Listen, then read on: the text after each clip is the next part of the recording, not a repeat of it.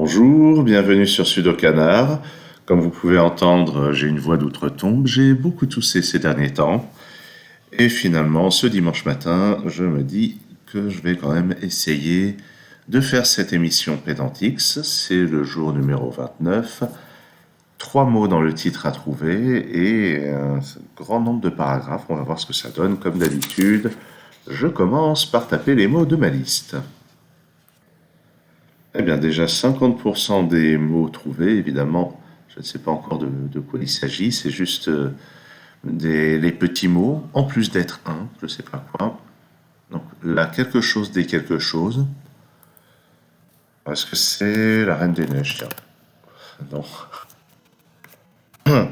Est-ce que c'est une histoire? Est-ce que c'est un livre, une histoire? Tiens, histoire tapée en entier, sans continuer. Histoire au pluriel alors? Historien? Non.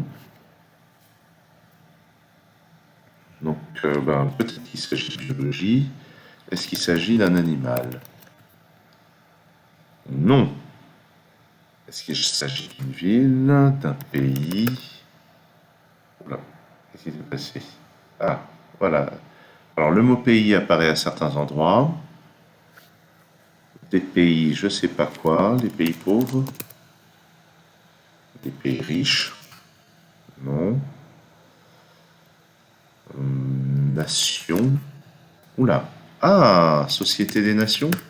Ah bah, et ben ça aura été vite vu. Donc SDN, une erreur s'est produite. What? SDN. Oui, voilà. Était une organisation internationale créée, fondée plutôt. Fondée, non, pas tout à fait.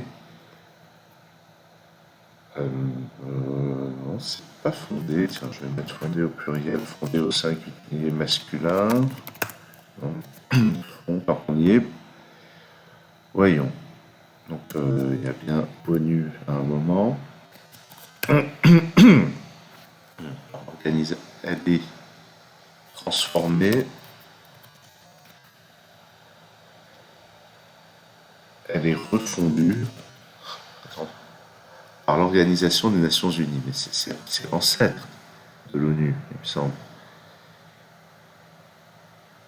Tiens, au fait, il y aurait bien un 20e siècle quelque part. Il y a bien siècle. Ah tiens, maintenant, quand on met un mot au singulier, les occurrences du même mot au pluriel semblent apparaître. Ça, c'est intéressant. Là, par exemple, je viens de taper année au singulier et année au pluriel apparaît à certains endroits. Et néanmoins, si on tape le mot au pluriel après, ça peut déclencher des apparitions de proximité sémantique. C'est assez étrange. Dans les années... Alors, de quand ça date? 1950 par là? 1945? Elle est... Alors, qu'est-ce que c'est? Le quelque chose des nations. Le cercle des nations. Le concert des nations. Non. Bon, il y a quelques dates quand même. On va essayer de s'approcher. 1910, 1930. D'accord, en fait, oui, ça devait être à l'issue de la Première Guerre mondiale. On va faire première pour voir. Première au pluriel, non. Deuxième. Si on tape guerre, évidemment. Mondiale. Donc de la première après. Oula. Après, là, quelque chose de la Première Guerre mondiale. Organisme, je n'ai pas encore tapé. Était donc une organisation internationale. Est-ce que c'est 1919? Oui, d'accord, c'est bien ça. Je vais taper quelques dates un peu autour. Oui. 21, bon, Je ne vais pas taper toutes les millésimes du XXe siècle. Bon, la France a dû avoir un rôle à jouer. Angleterre, Allemagne, le Royaume-Uni peut-être. Non, pas États-Unis évidemment. Est-ce que la Russie ou l'URSS à cette date? Non. Est-ce que guerre froide? La guerre, je l'ai déjà tapé, voyons. Non, il n'y a pas encore question de guerre froide. Vu qu'il n'est pas question du RSS, on pouvait s'en douter en fait. Ah, ici, je vois l'entre-deux-guerres. 2. On va taper, allez, 3 comme ça. 4, 5, 6. 7 alors. 8, 9, 10, 11, 12. En plus d'être un je sais pas quoi de bidule dans les 3, est-ce qu'il y a une question de continent? Il peut être question d'Europe. Européen.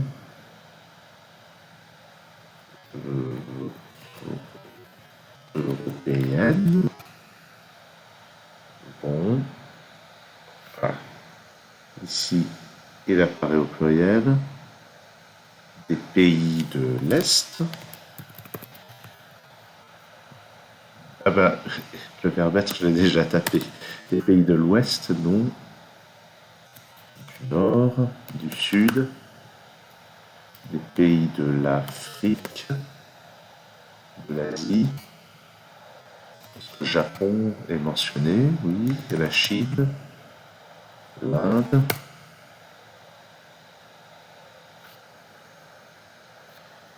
Dans l'entre-deux-guerres, 3 pays. L'Allemagne. Pas l'Allemagne nazie. Ah si. Ah oui, oui, l'Allemagne nazie, elle apparaît entre les deux guerres.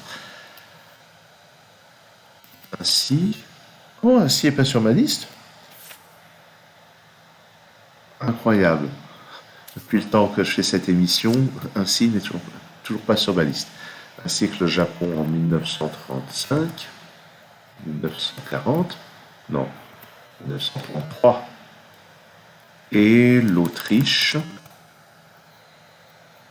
On s'approche. Là, je vais mettre l'Australie, on ne sait jamais. Rejoignent. Gagne.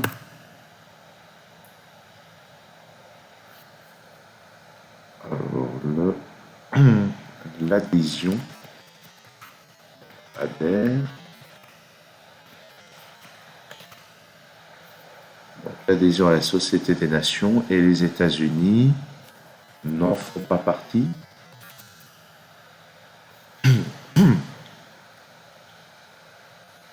Il doit y avoir un conseil quelque part.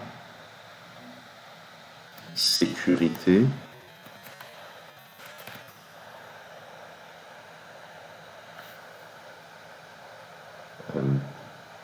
Le deuxième. On va mettre troisième, hein. Est-ce que j'ai tapé premier?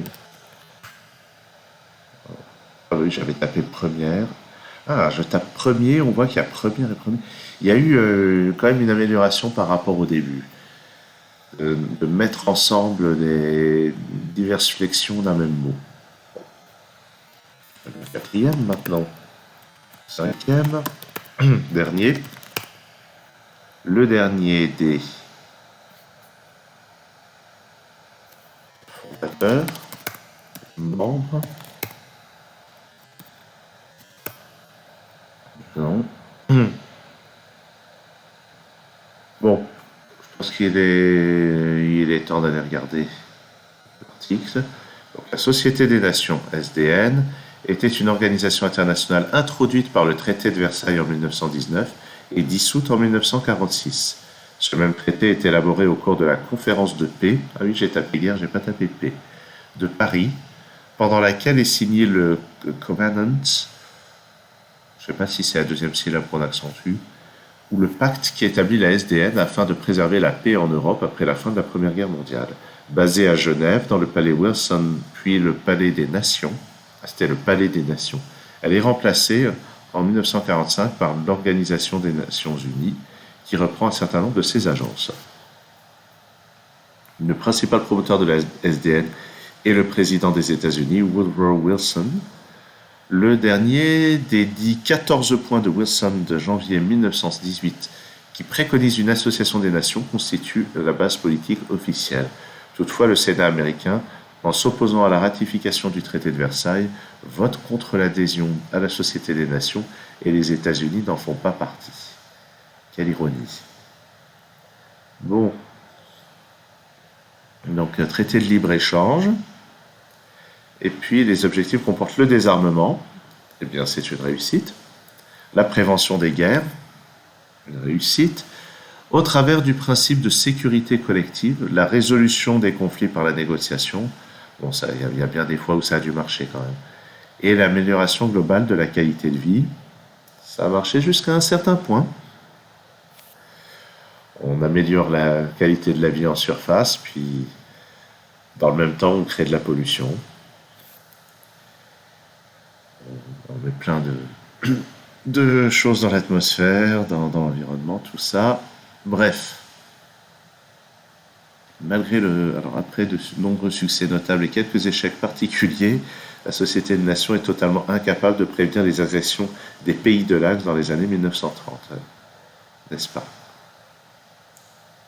Ah oui, dans l'entre-deux-guerres, c'est les pays qui quittent le SDN, pas qui rejoignent.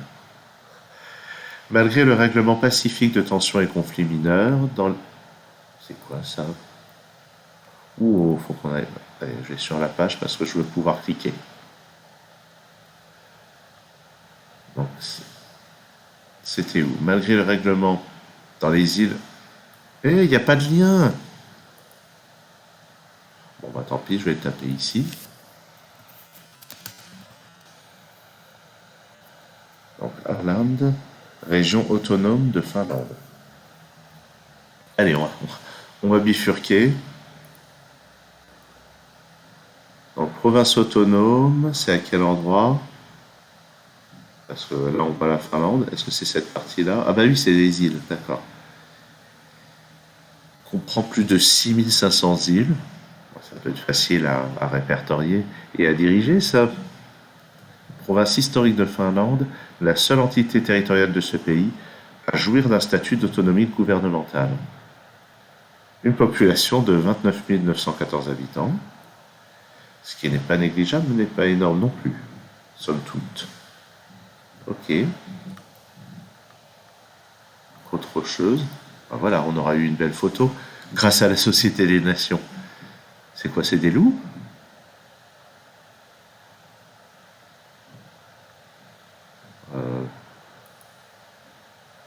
Est-ce qu'on peut zoomer? Bon, on ne peut pas zoomer. Ça serait surprenant que ce soit des loups. C'est peut-être plutôt des vaches ou des moutons. Non. J'ai complètement dévié de la Société des Nations. Mais forcément, je vois un nom de pays que je connais pas. C'est pas vraiment un pays, mais... Donc, malgré le règlement pacifique de tensions et conflits mineurs, en Albanie, en Autriche et Hongrie, en Haute-Silésie, à Memel, en Grèce face à la Bulgarie, en Sarre, à Mossoul. Alors, Mossoul, c'est en Afghanistan. Dans le Saint-Jacques d'Alexandrette, au Libéria, entre la Colombie et le Pérou, la SDN est considérée comme un échec car elle ne parvient à enrayer ni la guerre civile espagnole, ni l'agression italienne contre l'Éthiopie, ni l'impérialisme japonais. Ben oui, puis alors là, l'annexion de l'Autriche par Hitler, c'est peut-être pas une mince affaire, vu tout ce qui a suivi. Donc là, on a des détails, rôle des États-Unis, les 14 points de Wilson. Négociation sur l'égalité des races, ah ben oui, forcément, c'était pas une mince affaire. Donc la délégation japonaise, voyez-vous ça, défend l'inscription du principe de l'égalité des races, mais doit faire face à la ferme opposition de l'Australie et dans une moindre mesure des États-Unis et du Royaume-Uni. Il faut dire que le Royaume-Uni, il a mis un certain temps à y venir quand même. Cela dit, on peut contester le principe d'égalité des races parce que ça sous-entend l'existence des races. Donc, il y a quand même forcément...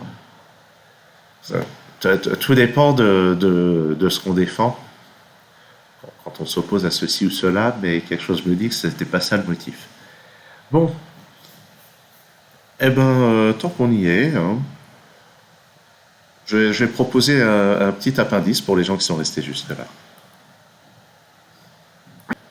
Alors, un petit supplément, de temps en temps, je proposerai de jouer à Wordle, un jeu où il faut deviner un pays d'après sa silhouette. Bon, là, ça va être particulièrement facile, puisqu'il s'agit du Danemark. Voilà. Ben, autant dire que certains jours, c'est une autre affaire. Donc, il s'agit de deviner un pays à partir de la silhouette. Comme je dis, bon, sur celui-ci, c'est particulièrement facile. Celui d'hier, c'était la Nouvelle-Zélande, c'était très facile aussi. Mais régulièrement, c'est des pays que je connais moins, des pays d'Afrique. Il y a une fois, c'était l'île de Sainte-Hélène, j'ai pas trouvé. Et ça peut être drôle. Ça peut être drôle. Je verrai si j'ajoute ça à la fin de l'émission. J'ai pas envie de faire des vidéos séparées là-dessus. En tout état de cause, merci d'avoir suivi cette vidéo et à très bientôt sur Sudo Canard.